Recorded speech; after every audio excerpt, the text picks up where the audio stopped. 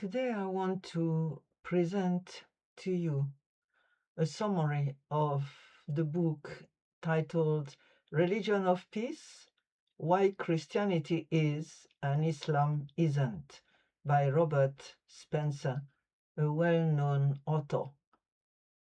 And this, as every book that I present, is a book I've chosen because it is well documented, it is seriously studied, it is backed by tons of information from various reputed and respectable sources.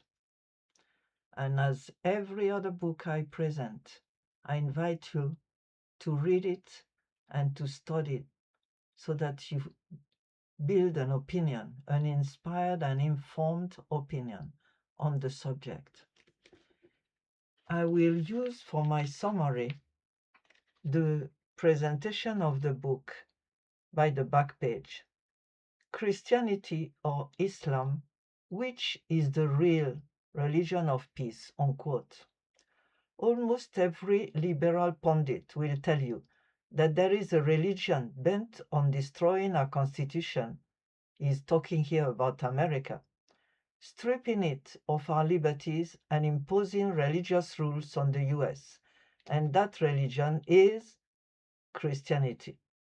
About Islam, however, the left is silent, except to claim a moral equivalence between the two. If Islam has terrorists today, there is nothing compared to the Crusades, inquisitions, and religious wars in Christianity's past. But is it true? Are conservative Christians really more of a threat to free societies than Islamic jihadists? Is the Bible really just as violent as the Quran? Is Christianity's history really as bloodstained as Islam's religion of peace? The author not only refutes such charges, but also explains why Americans and Europeans must regain an appreciation of our Christian heritage if we ever want to hope and defeat Islamic supremacism. In this eye-opening work, Spencer reveals the fundamental differences between Islamic and Christian teachings about warfare against other religions. Love your enemies versus be ruthless on the unbelievers.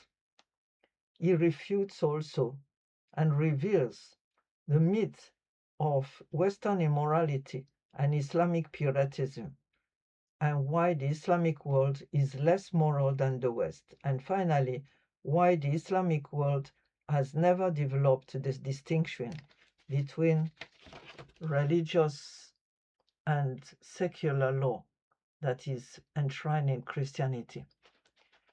Then finally, I read to you the last paragraph of the book on page 209. The greatest civilization. I've not written this book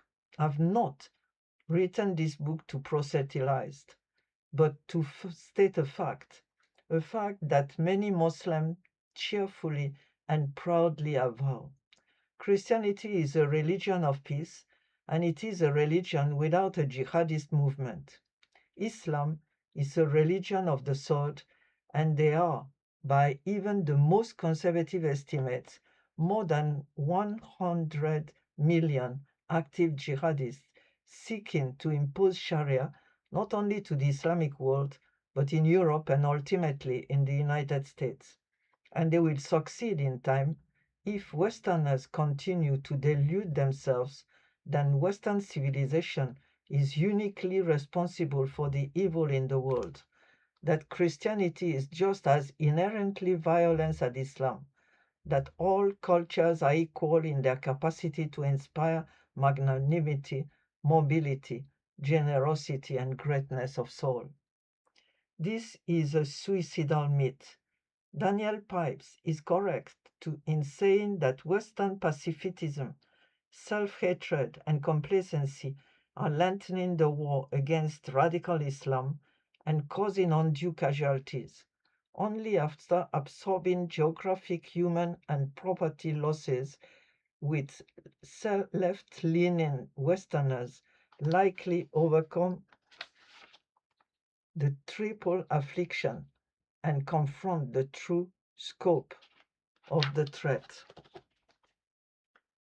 The civilized world will likely then prevail, but belatedly and at a higher cost than need have been. Whether one believes in Christianity or not, it is necessary now for all lovers of authentic freedom to acknowledge their debt to the Judeo-Christian West in the Judeo-Christian assumptions that built Europe and the United States, and to acknowledge that this great civilization is imperiled and worth defending. On that first step, everything else depends. Yes, it is a book that states a belief. What is a belief? The author's belief is built on facts, lots of them. And as usual, I encourage you, whatever your side, whatever your borrowed beliefs, whatever your leanings, study wide, and don't content yourself with those that write exactly like you. This is my belief that we should study.